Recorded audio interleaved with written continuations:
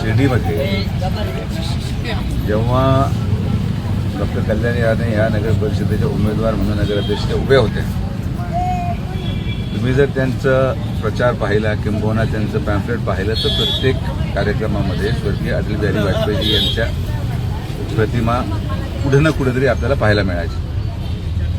आणि मग स्वर्गीय अटल बिहारी वाजपेयी हे भारतीय जनता पार्टीचे वरिष्ठ नेते होते. भारतीय जनता पार्टीला जी आज दिशा देशामध्ये मिळते आहे ते त्यांच्या प्रधानमंत्री म्हणून नेतृत्वामध्ये मिळाली. आणि मग जर विचारधारा एक असेल तर ती विचारधारा शिर्डीच्या विकासासाठी महत्त्वाची आहे. आणि आज मी भारतीय जनता पार्टीचा उपाध्यक्ष म्हणून जेव्हा राज्याने माननीय मुख्यमंत्री महोदयांनी माननीय प्रदेशाध्यक्ष महोदयांनी ही जबाबदारी माझ्यावर सोपवलेली आहे, तर ही माझी जबाबदारी आहे की भारतीय जनता पार्टीचा कुणीही व्यक्ती कुठल्या ना कुठल्या कारणामुळे किंबहुना कुठल्या वैचारिक मतभेदामुळे जर लांब असेल तर त्याला आपल्या संघटनेमध्ये पुनश्च एकदा समाविष्ट करून एकत्रित विकास आणि पक्षाच्या वाढीसाठी ज्या गोष्टी करणं आवश्यक आहे त्या करण्यासाठी मी करत येत आलो. मला आश्चर्य आणि आनंद. आश्चर्य एका गोष्टीचं की एवढी लोक आले कसं काय इथं, कारण की मी कोणालाच सांगितलं नव्हतं. आणि आनंद पण या गोष्टीचा की तुम्ही सगळे आले. त्याचं कारण एवढंच आहे, नगराध्यक्ष पदाचा उमेदवार असताना ज्या पद्धतीचा प्रतिसाद त्यांना जनतेकडून मिळाला, जनतेमध्ये जाऊन त्यांना लोकांचे प्रश्न कदाचित अधिक समजले असतील.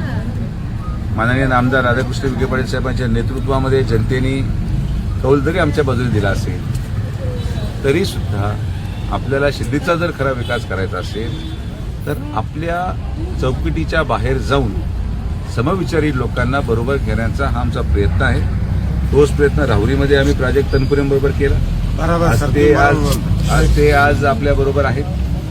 भारतीय जनता पार्टीचा विजय अतिशय सुकर होईल. तर शत्रूला ठेवून पक्ष वाढू शकत नाही. पक्ष हा मोठ्या विचारांनी वाढतो आणि त्या मनाच्या मोठेपणाने त्यांनीही मला इथं निमंत्रित केलं. किंबहुना मी त्यांनाही म्हटलं होतं की आपण कुठेतरी वेगळा कार्यक्रम घेण्यापेक्षा मी अगोदर तुमची काय म्हणणं आहे ते ऐकून घेतो. आणि मग आज मला असं वाटतं की जेवायची वेळ पण झाली होती. उद्या राहुरीचं निवडणूक आहे, निकाल उद्याचा आहे, मतदान आहे आणि आज आपण इथं भेट देत आहे, सदिच्छा भेट. नेमकं काय गूढ आहे या भेटीमागचं, काय कारण आहे विशेष? पक्षवाढी ही 24 तास चालली पाहिजे. तरी एवढं बिझी शेड्यूल असताना देखील आपण आलात आज. असं तिकडची कुस्ती ही संपलेली आहे, त्यामुळे आपण नवीन गोष्टी शोधत पुढे जातो. आता मी इथून निघाल्यानंतर उद्या कुठं सापडेल तुम्हाला माहिती नाही.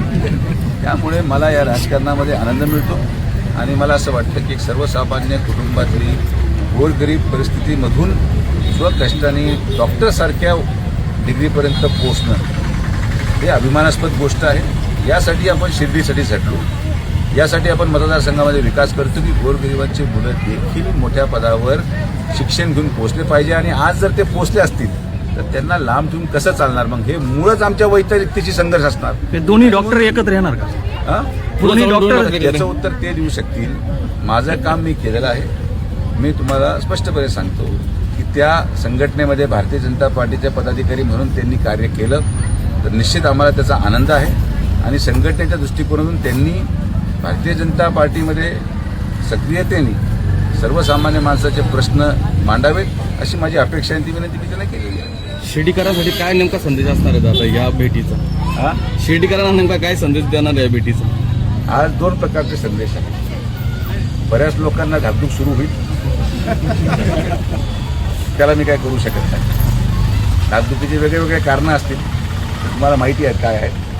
आणि दुसरा संदेश जाईल सर्वसामान्य माणसांमध्ये की माननीय आमदार राधाकृष्ण विखे पाटील साहेब आणि विखे पाटील परिवार हा द्वेष भावनेने नाही, प्रेमाने लोकांमध्ये जाऊ इच्छितो.